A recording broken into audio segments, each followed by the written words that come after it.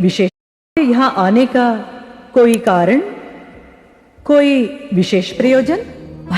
बस यूं ही माते, एक बार नारद जी ने प्रसंगवश बात छेड़ दी कि हम तीनों देवियों में सर्वश्रेष्ठ कौन है। इसी दुविधा में हम तीनों फंसी हुई हैं।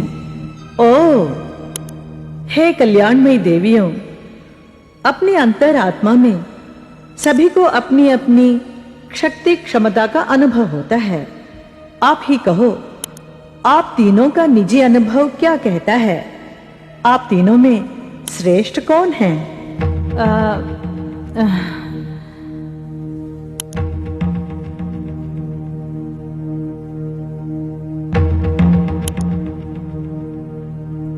हाँ हाँ कहो। हे जगन माते, जब सृष्टि का निर्माण भी नहीं हुआ था, तब शून्य आकाश में न तो अंधकार था और न ही प्रकाश। वहां जड़ चेतन कुछ भी नहीं था। तब ज्ञान ही सर्वत्र व्याप्त था।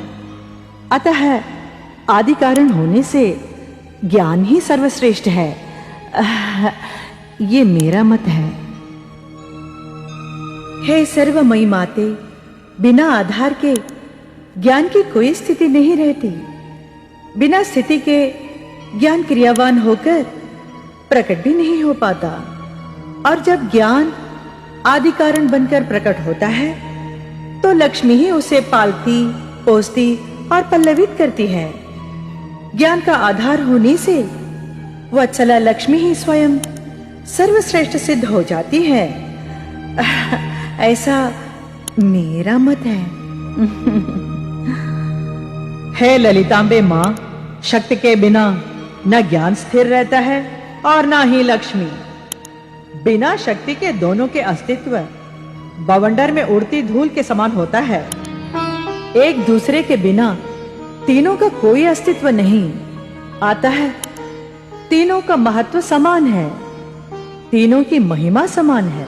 हे माते, परंतु वो क्या कारण है जो ये समान समता के भाव भी अकारण आवेग में आकर प्रतिद्वंदिता और स्पर्धा कराते हैं? ऐसा क्यों है माते? हे